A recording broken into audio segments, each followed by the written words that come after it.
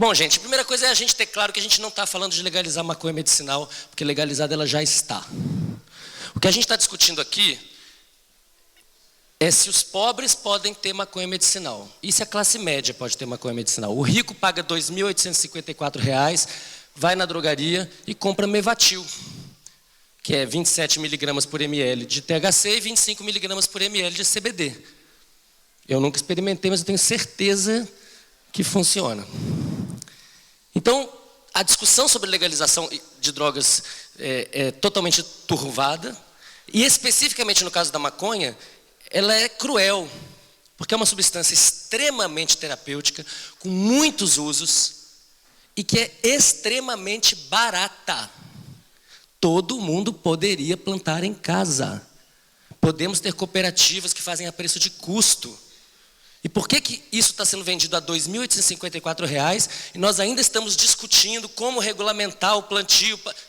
Essa situação é completamente absurda e esperemos que passe rápido. Toda vez que eu começo essa discussão, no âmbito, por exemplo, da universidade, lá na minha universidade, eu já ouvi isso de pró-reitores falando, não, mas professor, isso é muito polêmico. Aí eu pego e abro a internet e coloco o Mevatil e eles ficam assim, mas isso existe lá? Eu falei, existe, já tem 1 ano e meio. Um tarja preta. Então, a discussão aqui sobre maconha medicinal, a gente já passou do ponto de justificar a necessidade de legalizar esse uso. Mesmo assim, a gente vai passar o dia inteiro justificando isso. Por quê? Porque quanto mais argumentos nós tivermos, quanto mais as pessoas estiverem bem informadas para entrar nesse embate, mais rápido essa situação muda. Ela está mudando bem rapidamente. Eu tenho sido procurado semanalmente por pessoas tipicamente maiores de 60, quase todas elas profundamente contra maconha, até ontem, e aí elas precisaram. Então isso é também profundamente humano, quando a gente precisa, a gente faz qualquer negócio, inclusive mudar de opinião. Então as pessoas estão mudando de opinião rápido. Maconha, como todo mundo sabe, é uma planta maravilhosa, que foi cultivado em torno dos Himalaias e se espalhou pelo mundo. O nome cannabis sativa quer dizer cânhamo cultivado. Então, para entender a origem da maconha, a gente tem que pensar na revolução agrícola. A gente tem que pensar naquilo que aconteceu de 12 mil, 11 mil anos atrás para frente, até uns 5, 6 mil anos atrás, quando a coisa realmente se estabeleceu, que é da gente pegar plantas e animais. Aliás, pensando em animais, vai lá para trás, 25 mil anos, o cachorro, e trazê-los para o nosso convívio para a gente poder usá-los. E essa planta, então, se transformou, através da seleção artificial, numa variedade gigantesca de tipos genéticos que servem a necessidades diferentes. Então, quando a gente fala da maconha medicinal, a rigor, deveríamos falar as maconhas medicinais. É uma farmacopeia numa única planta. Dependendo de como você trata a planta e dependendo de qual é a genética da planta, ela pode te dar mais fibra, ela pode te dar mais óleo, ela pode te dar um óleo assim, um óleo assado, com muitas variedades diferentes. E isso esteve muito intimamente ligado ao desenvolvimento da cultura humana. A deusa Sechat, por exemplo, a deusa da sabedoria, do conhecimento no Egito, tinha na sua cabeça, claramente, uma folha de maconha. Não era à toa, né? E se você for à Índia hoje, apesar da maconha ter sido proibida, do uso fumado ter sido proibido quase que no mundo inteiro por causa das convenções internacionais, o uso tradicional, é muito difícil segurar o uso tradicional, né? Ainda mais num país como a Índia. Então existe lá o chá com o lindo nome de Bang, né? Um nome muito apropriado, e embora ela seja proibida como na sua forma de baseado, a pessoa pode tomar o chá do Bang, que é muito mais potente, dizem os que foram à Índia, eu não fui à Índia ainda, e portanto isso mostra as contradições, né? A proibição não tem nada a ver com algo que faz sentido, ela tem a ver com interesses comerciais, escusos, antigos e que estão em ação agora. Né? Ao mesmo tempo que a gente está discutindo a legalização da maconha, você liga a televisão e parece um jogador de futebol controvertido, tomando cerveja com mulheres lindas, com uma lancha, e uma criança de 1 ano e meio está vendo aquilo todo dia. E a gente acha normal. Então, a propaganda positiva de algumas drogas, que as glorifica, e a demonização de outras drogas, como o LSD, a propósito. E, aliás, o LSD, assim como a maconha, vai voltar para a medicina com força. A psiquiatria vai abraçar os psicodélicos com muita força. Não tem como evitar. Não tem como evitar. Não, isso é o lado a ciência, do mesmo jeito que ela é um construto social para a manutenção da dominação da elite, ela também é anárquica, libertária, explosiva e vira tudo de cabeça para baixo. E foi o que aconteceu com a maconha, e está acontecendo com o LSD, com a psilocibina, com o MDMA, etc. Mas esse não é o assunto de hoje. Bom, quando algumas pessoas invocam o bom nome da ciência para dizer que não há evidências suficientes dos efeitos da maconha, a gente tem que pensar que a ciência é uma coisa que começou há muito tempo. A ciência não começou quando os atuais detentores do dito saber médico-científico fizeram suas graduações. Então, há 1500 a.C. já tinha um papiro dizendo que maconha é anti-inflamatória. E é realmente um excelente anti-inflamatório, vários dos seus componentes são anti-inflamatórios, está num papiro egípcio. Tem várias substâncias na maconha que não são o demonizado THC e o glorificado CBD. Porque a nova versão da mentira é que a maconha é erva do diabo, mas ela tem uma substância de Deus, que é o canabidiol. Isso é uma patranha, isso é uma conversa fiada, é uma mentira. Né? E é triste porque as pessoas que falam isso, muitas vezes sabem que isso é mentira. A planta tem centenas de substâncias de interesse médico, entre canabinoides, terpenos, fenóis, etc. Então, dizer que só o canabidiol presta é uma maneira de reservar mercado para quem vende canabidiol puro, caro. A gente vai voltar a esse assunto. Tá? Então, várias substâncias diferentes que têm efeitos tão variados quanto ser antibactericida, estimulante de crescimento de osso, antiespasmódico, antitumoral. Né? Importante a gente entender que a maconha não apenas trata sintomas da terapia oncológica, mas a gente está ficando cada vez mais claro que ela é importante, tem importantes propriedades antitumorais em si. Vou falar mais disso daqui a pouco. Então a maconha está no centro de todas essas substâncias contidas numa única planta, e atualmente o que a medicina conservadora está propondo é que nós precisamos pegar essa planta, que é baratinha, e separar todos esses constituintes, purificá-los, concentrá-los e administrá-los separadamente. E que isso seria a forma científica de fazer, cartesiana, uma substância por vez. A medicina do século XXI sabe que isso é uma besteira, está antenada na produção intelectual do Rafael Mechoulam, vou falar mais sobre isso, e a gente deve buscar o efeito comitiva, a interação dos canabinoides. Vou falar mais sobre isso daqui a pouco. Será que a maconha é um santo grau para a medicina? Como eu tenho 20 minutos, não é 20 minutos? Ainda tenho 20 minutos? Não. Eu vou passar rápido por essas evidências, porque vai ter mais oportunidade à tarde. Tá? Mas é importante a gente perceber que lá fora, nos Estados Unidos, no Canadá, na Alemanha, em Israel, esse assunto já está vencido.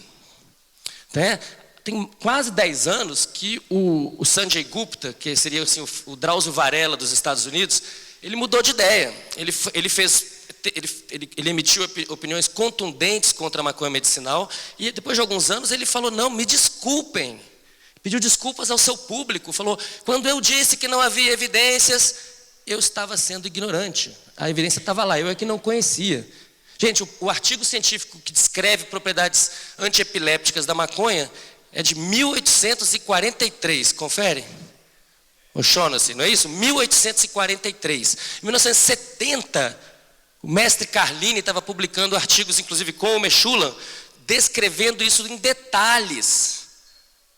E aí você tem que ouvir de colegas que não há evidências e que é muito perigoso, que é a jararaca, que é o veneno da jararaca, e aí começa a balançar o cabelo e a cobra e o negócio fica louco. Qual que é a coisa auspiciosa? A coisa auspiciosa é que quem está doente não tem problema nenhum em se tratar, independentemente da sua ideologia. As pessoas que têm me procurado com frequência, e eu não sou médico, e eu não trato ninguém, eu só dou ideias. Essas pessoas vêm de todo o espectro político que vocês puderem imaginar. Elas vêm contra a vontade de suas famílias. E aí elas pegam as suas famílias e convertem as suas famílias em ativistas. Quantas pessoas aqui na sala entendem do que eu estou falando, passaram por isso? Só para ter uma ideia. É por aí.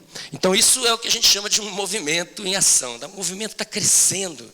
É evidente que está virando. Qual é o problema? O problema é que agora é que está sendo disputado o seu rumo.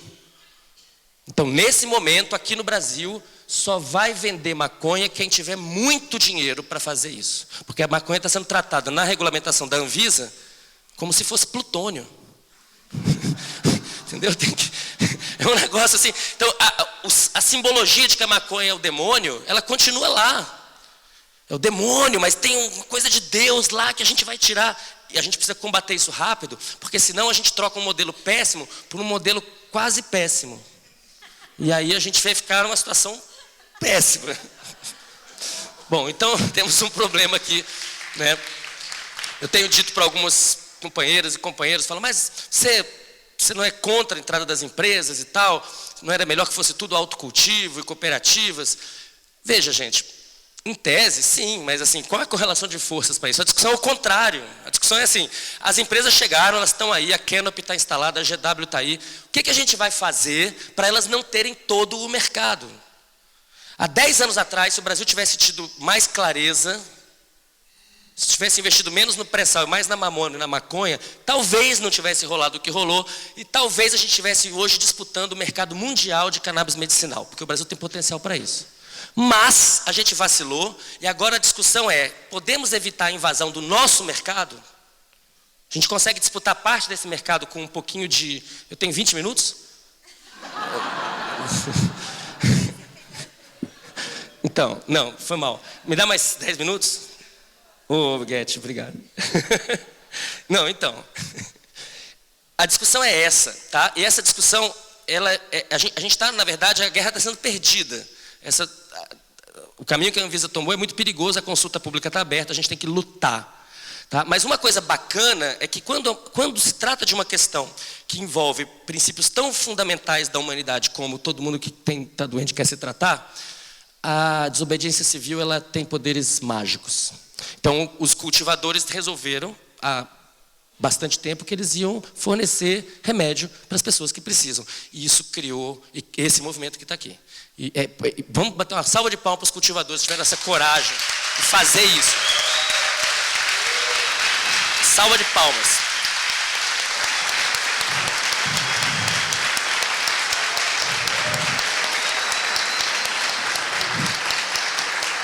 E isso forjou uma aliança insuspeitada, juntou pessoas que normalmente não se juntariam. Isso é que modifica o caldeirão cultural e que a gente vai rumo ao futuro com mais fé e menos desesperança. Porque por mais que eles queiram impedir, é muito difícil impedir. E quanto mais gente fizer, mais difícil ainda. Então, bom, read my lips. É um negócio de bilhões de dólares, vai ter que ser quebrado pela beirada, comer pela beirada. Né? Tá aqui o O'Shaughnessy que eu citei, coisa 43 mesmo, tá vendo? Não faz tão mal assim, para a memória.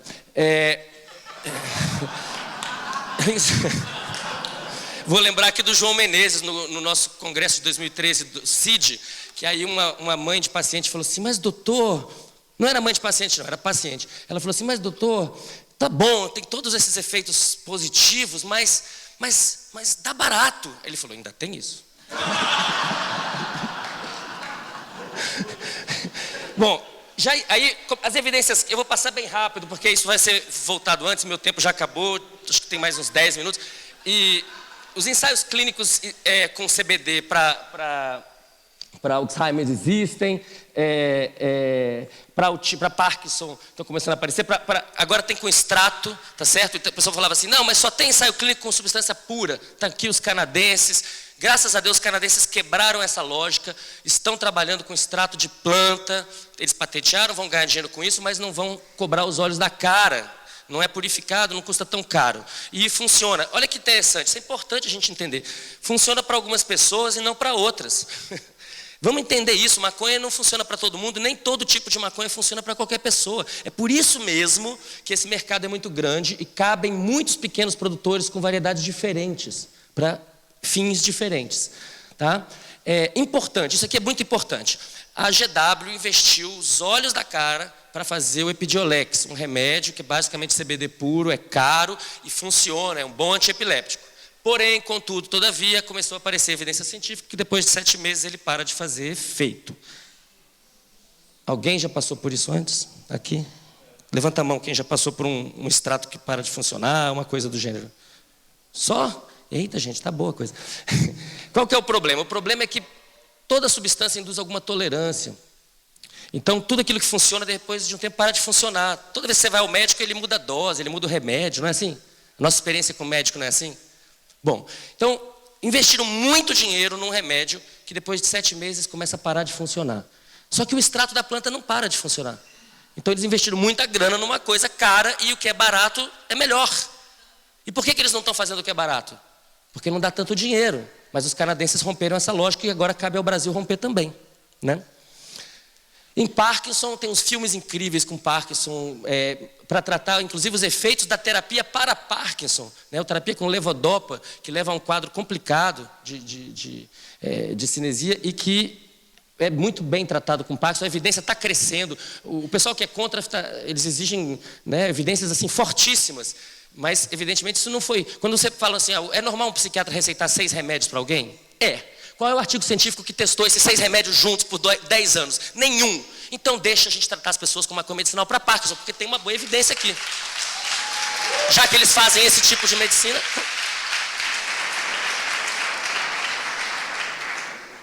Aquela hora eu falei que era Alzheimer, mas não era epilepsia. Agora é que é Alzheimer, né? Ou seja, é por isso que é proibido. Esse artigo aqui, nos meus últimos 5 minutos, eu vou, né, Guedes? Eu vou. Esse artigo aqui a gente devia andar com ele no bolso para mostrar para o tio do pavê, ou do pavão, que é o seguinte: maconha não é droga de jovem, maconha é droga de velho. Não quer dizer que faça mal a todos os jovens. Para alguns faz bem, para outros faz mal. Mas, em média, não é bom. Não é bom. Quanto mais tarde começar, melhor. E para velho? Gente, a maconha está para a medicina do século XXI como os antibióticos estiveram para a medicina do século XX. Vai mudar tudo. Geriatria vai abraçar totalmente a maconha. E esse artigo aqui é o artigo que, na minha opinião, mostra claramente que o caminho é esse. Por quê? Porque foi feito em camundongo, não foi feito com ser humano. Não tem efeito placebo aqui. Tá? Isso aqui é fisiológico. Olha só que legal. Só tenho 5 minutos, então, rapidinho. Camundongo velho, quando toma THC, fica super esperto. Camundongo adulto também. E camundongo adolescente, ao contrário. Então, aquilo que a gente observa na população humana, síndrome motivacional, etc., você vê num camundongo jovem. E não é porque maconha mata neurônio, que é a mentira antiga. É o contrário. Maconha produz neurogênese, maconha produz sinapses, e o jovem já tem bastante. Quando você aumenta demais a plasticidade, muitas vezes não é bom. Tem gente que se dá bem com isso, porque a genética das pessoas é muito diferente. Mas, em geral, não é bom. A gente tem que proteger os jovens e por isso que a gente tem que ter clareza, legalização, regulamentação e explicar para as pessoas o que elas têm em mãos. Tá?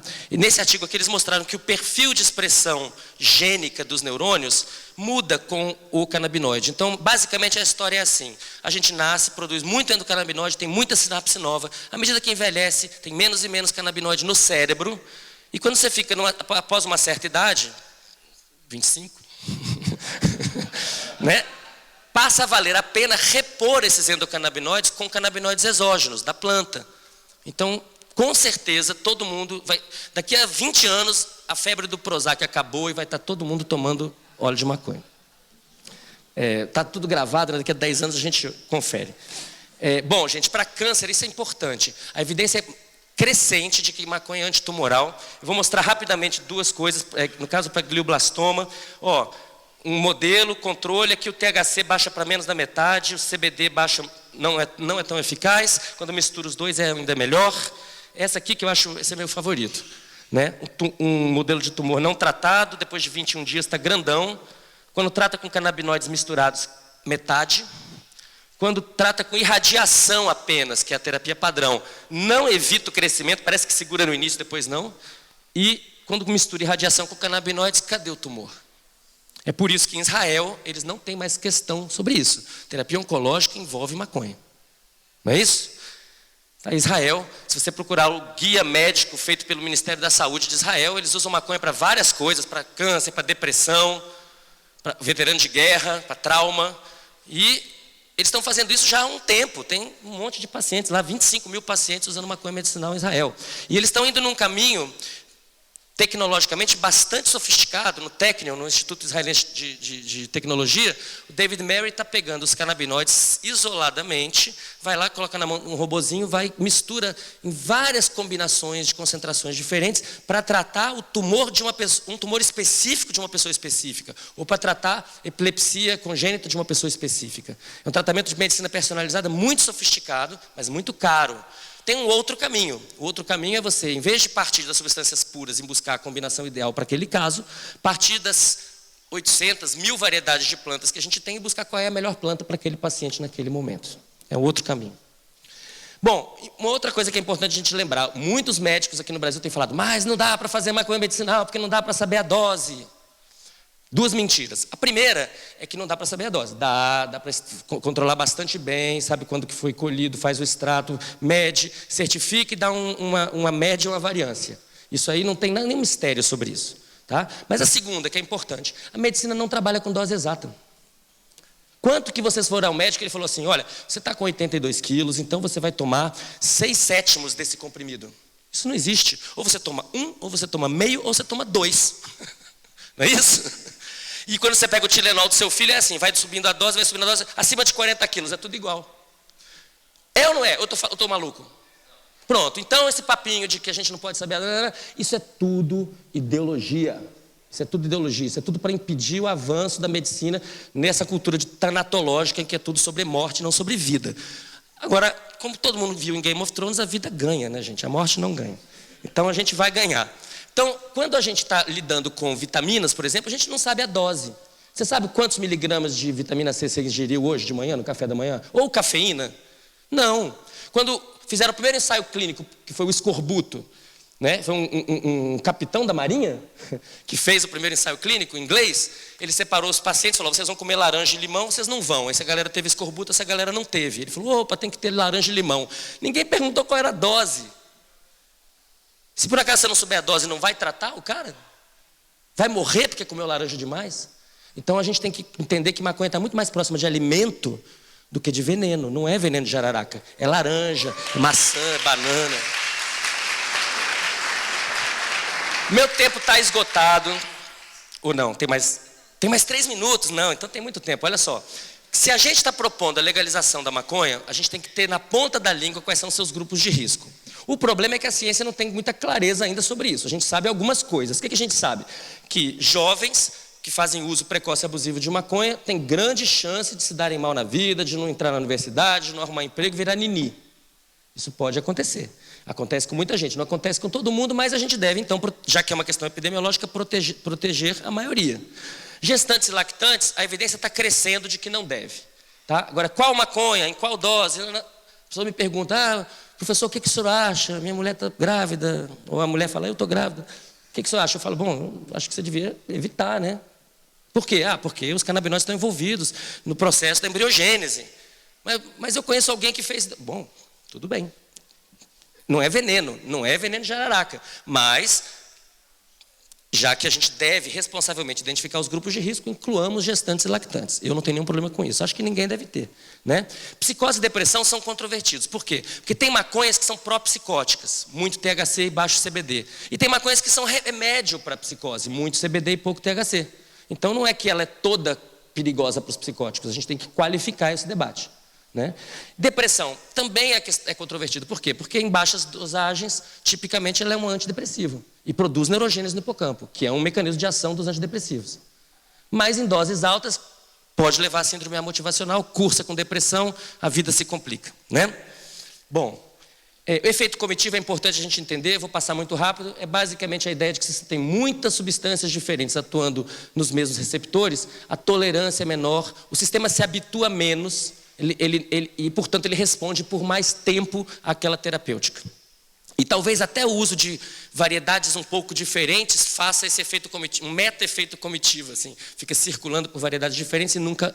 aliás, é uma boa ideia de pesquisa, a gente podia pensar numa pesquisa sobre isso. Né? Entender que existem outras substâncias além dos canabinoides, tem os terpenos, os óleos essenciais, cheiros maravilhosos de limoneno, cheiro de pinho, né? Esses odores, eles na verdade carregam substâncias que facilitam, por exemplo, a passagem dos canabinoides através da barreira hematoencefálica. Então, a planta bem tratada, que tem muito terpeno, ela é mais terapêutica ainda. E a gente mal começou a entender como isso funciona. Inclusive, o pessoal da aromaterapia, por incrível que pareça, parece que eles vão ter uma vitória nessa história aí. Por incrível que pareça, vão ganhar essa batalha aí. Esse assunto do efeito comitiva é importante. Aqui no Brasil, os médicos que são contra, eles dizem que isso é uma ficção. Já ouvi isso. O senhor está inventando isso? É um conceito de 98 do Rafael Mechoulam, que, se Deus quiser, vai ganhar o prêmio Nobel junto com Carline, que merece, junto com Carline. Estão velhinhos e dá tempo. E esse é um assunto muito quente lá fora. A CNN fez um programa só sobre esse efeito. Então a gente realmente precisa correr para não perder o bonde da história. Tá? E aí um bordão clássico, né? Comparando a maconha com o cachorro. Por quê? Porque assim como o cachorro foi domesticado para o uso humano, a maconha também. Mais ou menos na mesma época. O cachorro primeiro, a maconha depois. Né? Faz sentido eu perguntar se a gente deve legalizar o cachorro? Se a gente deve proibir o cachorro? Faz sentido? Essa pergunta faz sentido? Não, não faz sentido, gente. O cachorro é uma herança dos nossos ancestrais. Através de muito trabalho das pessoas, a gente tem muitos cachorros diferentes para o nosso uso. Você pode escolher que você vai para a guerra e levar o cão de guerra. Você pode escolher que vai ficar com seus netinhos e pegar um cão de cuidar de netinho. E você nunca mistura esses cachorros. Nunca. Mesma coisa com a maconha. Então, quando a gente fala assim, devemos legalizar a maconha, essa pergunta é tão ridícula como devemos legalizar o cachorro. Para terminar aqui nos meus últimos 2 minutos, queria fazer uma enquete aqui. O que vocês acham? Para a medicina em geral, o que é melhor, a planta inteira ou o princípio ativo isolado? Quem acha que é a planta inteira?